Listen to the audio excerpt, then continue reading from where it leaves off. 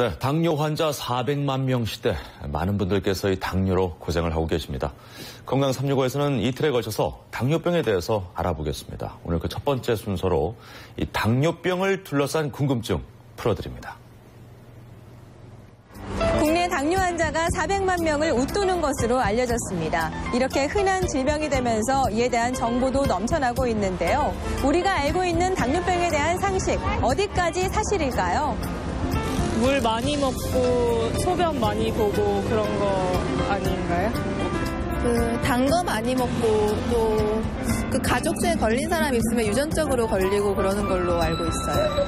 당뇨병, 단 음식을 많이 먹어서 걸리는 건가요? 그리고 또 100% 유전이 되는 건가요? 예, 당뇨병의 발병 원인은 다양합니다. 비만, 고혈압, 고지혈증 등 대사증후군과 과다한 스트레스, 유전적인 요인 등 여러 가지 원인에 의해서 발병합니다. 단 음식을 많이 먹어서 당뇨가 오는 것이 아니라 당뇨가 있는 사람이 단 것을 좋아하게 됩니다. 그리고 뚱뚱한 사람만 당뇨가 오는 것이 아니라 뚱뚱하지 않아도 가족력이 있거나 과다한 스트레스로 인해서 마른 사람도 당뇨가 오는 경우가 많습니다.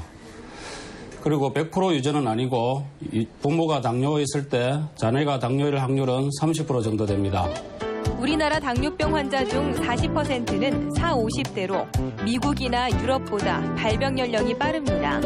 더 심각한 것은 지난 20여 년 사이에 30대 당뇨병 환자가 10배 가까이 늘었다는 것인데요.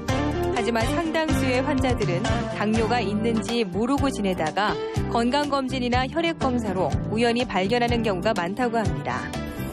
당뇨병의 대표적인 증상으로 3다 증상, 즉 다음, 다뇨, 다식과 만성피로, 체중 감소 등이 있습니다.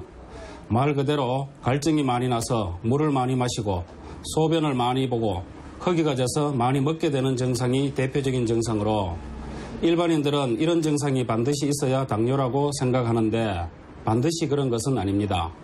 이런 증상들은 당뇨 초기에는 거의 없는 경우가 많고 당뇨가 어느 정도 심해졌을 때 나타납니다.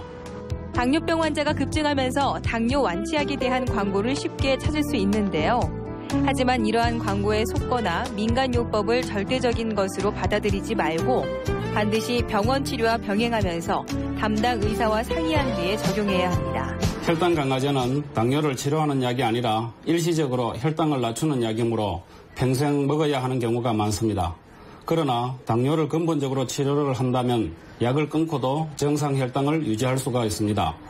한방에서는 오장육부의 기능을 도와 약의 도움 없이 근본적으로 자기 스스로 조절할 수 있는 능력을 길러주는 치료를 많이 합니다.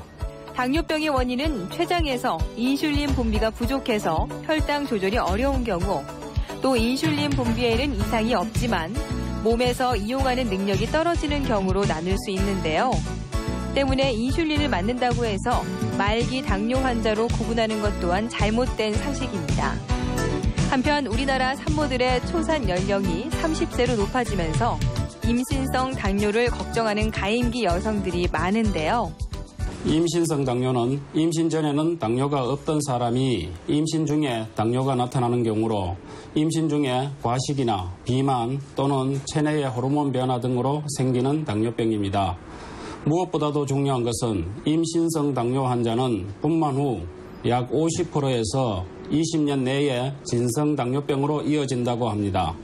따라서 분만 후 6주가 지나면 일단 당뇨 여부를 검사해서 차후 당뇨병으로 발전하지 않도록 각별히 신경을 써야 합니다.